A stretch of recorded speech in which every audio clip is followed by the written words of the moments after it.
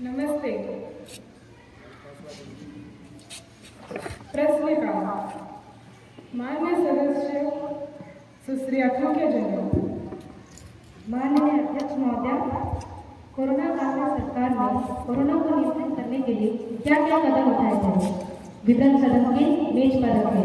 खंड 2, सरकार ने कितनी राशि कोरोना पीड़ितों के लिए आवंटित की थी? विधान सदन के मेज पर रखे। खंड 3, सरकार ने कितने नए अस्पताल बनवाए और कितने डॉक्टर, नर्स एवं अन्य अस्पताल कर्मचारियों की नियुक्ति की थी? विधान सदन के मेज पर रखे। मान्य सदस्य स्वच्छता एवं स्वास्थ्य मंत्री सुश्री अमृता साहू। माननीय अध्यक्ष महोदय, सरकार ने कोरोना काल में कोरोना को नियंत्रित रखने के लिए अंतर्राष्ट्रीय आगमन को बंद कर दिया गया, स्कूल एवं अन्य स्थानों को भी बंद कर दिया गया। मास्क, सैनिटाइजर, सोशल डिस्टेंसिंग का अनिवार्य किया गया। विवरण सदस्य में सरकार ने कोरोना पीड़ितों एवं कोरोना नियंत्रण के लिए 30,000 करोड़ की राशि आवंटित की है। विवरण में सरकार ने 8 नए अस्पताल बनाने का प्रस्ताव पारित किया है एवं जरूरत के अनुसार डॉक्टर, नर्स एवं अन्य कर्मचारियों की नियुक्ति का प्रयास किया है। विवरण सदन की मेज पर। शून्यकाल। माननीय सभापति महोदय, सरकार झूठ बोल रही है और गलत निकाल रही है। सरकार के पास सही इंफॉर्मेशन नहीं है। सरकार बस आगे बना रही है। माननीय अध्यक्ष महोदय, सरकार के सभी प्रस्तुत किए गए हैं। आपको वक्त दिया जाएगा, वेट करिए। झूठ बोल रही है सरकार, सभी कुछ छुपा रही है सरकार। पीएम केयर फंड का हिसाब आपको समय दिया जाएगा, बैठ जाइए। भारत सरकार का हिसाब है महोदय, और पीएम केयर फंड का एक पैसा गरीब लोगों के भलाई में लगाया गया है। टीकाकरण के लिए पूरे वक्त वैक्सीन ही नहीं है और गरीब लोग मर रहे हैं। पूरे देश में सरकार झूठ बोल कर चल रहा है। लोकसभा की कार्रवाई अगले आदेश तक स्थगित की जाती है।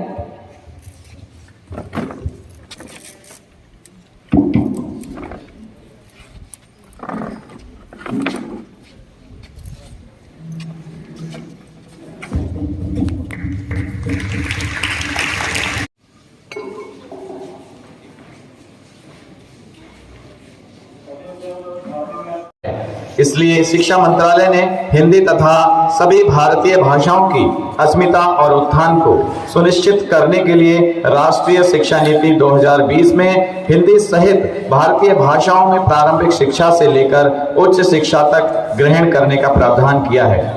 विभिन्न भाषाओं एवं सांस्कृतिक परंपराओं से समृद्ध भारत जैसे देश की प्राचीन ज्ञान परंपरा का प्रचार प्रसार मातृभाषा के माध्यम से ही संभव है।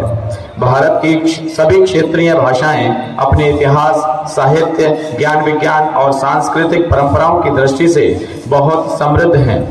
फिर भी पूरे देश की संपर्क भाषा बनकर हिंदी संपूर्ण राष्ट्र को एक सूत्र में पिरोने में अपनी महती भूमिका का निर्वहन कर रही है। इसी भावना के साथ शिक्षा मंत्रालय देश की सभी क्षेत्रीय भाषाओं सहित हिंदी भाषा को उन्नत और समृद्ध बनाने के लिए संकल्पित है। सरकारी कामकाज में भारत संघ की राजभाषा नीति का अनुपालन प्रत्येक सरकारी अधिकारी और कर्मचारी का संवैधानिक दायित्व है। राजभाषा के प्रयोग संबंधी सभी आदेशों अनुदेशों का अनुपालन सुनिश्चित करने के साथ ही युगानुकूल विकसित विभिन्न ई-टूल्स का व्यापक उपयोग भी हिंदी की समृद्धि के लिए नितांत आवश्यक है। गृह मंत्रालय और शिक्षा मंत्रालय के संयुक्त प्रयास से हिंदी बृहद शब्दकोश का निर्माण इसी दिशा में एक सार्थक पहल है। पूर्णतया डिजिटल इस शब्दकोश के माध्यम से भारतीय भाषाओं के प्रचलित शब्दों को शामिल करते हुए एक ऐसा समृद्ध कोश तैयार किया गया है जिसमें तकनीकी, बैंकिंग, विधि सहित सभी ज्ञानानुशासनों के प्रचलित शब्दों को शामिल किया गया है।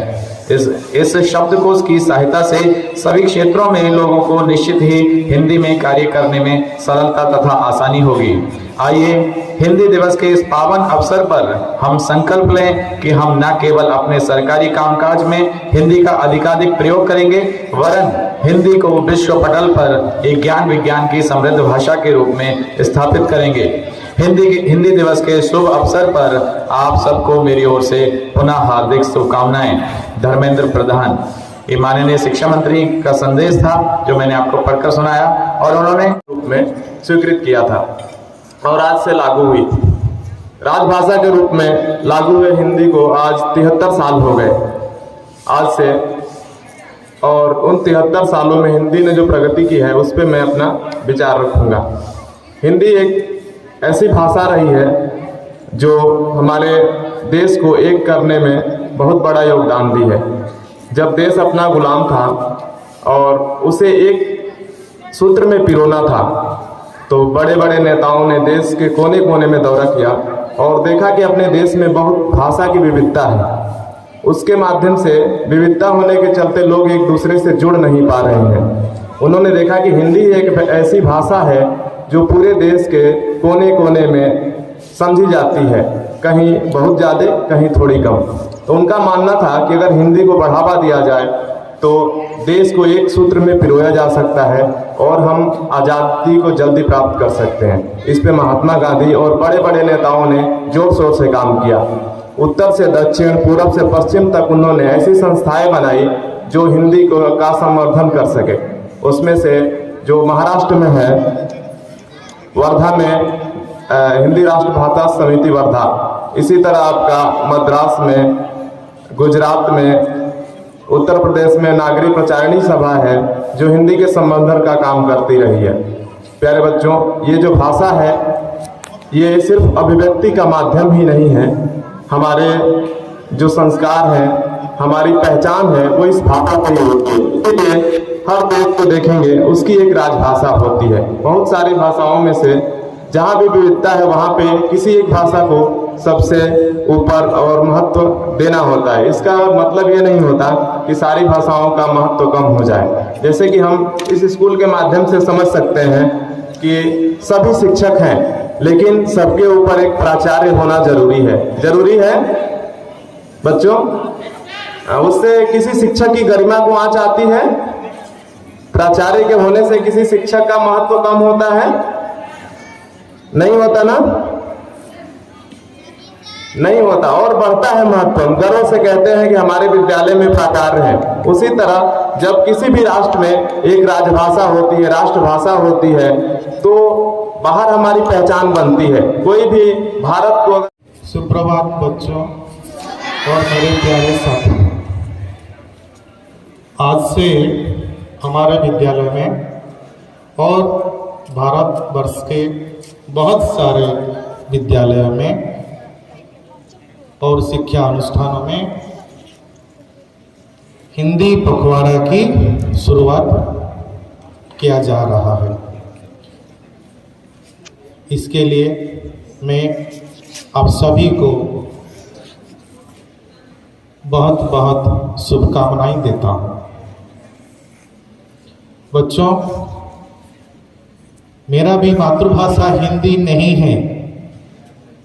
मैं उड़ीसा के आदमी हूँ। हमारे विद्यालय में भारत के प्रांत प्रांतों से शिक्षकों और शिक्षिकाएं हैं, हमारा इधर उनका सेवा दे रहे हैं। कोई राजस्थान से है, कोई केरल से है, कोई आंध्र प्रदेश से है, कोई छत्तीसगढ़ से है, कोई बिहार से है, कोई दिल्ली से है, कोई महाराष्ट्र से है। भारत ऐसा एक प्रदेश है, इतना विशाल देश है, यहाँ भाषाओं की कमी नहीं है। इतने सारे भाषाएं हैं, हम सभी भाषाओं की सम्मान करते हैं और सम्मान करना भी चाहिए। जितने महत्व उड़िया भाषा की है, उतना महत्व तेलुगु भाषा की और सभी भाषाओं की उतना ही महत्व है। इसीलिए सभी भाषाओं की स्थान बराबर है। कोई भाषा सबसे बड़ा होता नहीं है या कोई भाषा सबसे बेकार नहीं है, परंतु हम सब भिन्न भिन्न प्रांतों से हैं। भारत के आदिवासियों को अलग अलग भाषा की अपना मातृभाषा है। कैसे हम दूसरों से बात करेंगे? हम लोगों को लिए सभी के लिए भाषा के आदान प्रदान के लिए कोई तो एक भाषा होना चाहिए जिसको सभी लोग जानें और उसको व्यवहार करें। इसीलिए हिंदी को राजभाषा के रूप में लिया गया है, क्योंकि सभी लोग हिंदी को व्यवहार करें और अपनी मन की बात दूसरों को बताएं। इंग्लिश भी ऐसा एक भाषा है जिसमें पूरा भारत नहीं पूरा विश्व को एकत्रित करके रखता है। इंग्लिश लैंग्वेज को भी हमको जानना जरूरी है, क्योंकि साइंस और टेक्नोलॉजी के साथ विश्व के भिन्न भिन्न देशों के लोगों के साथ हमने इंग्लिश में बात कर सकते हैं। तो प्यारे बच्चों, आज से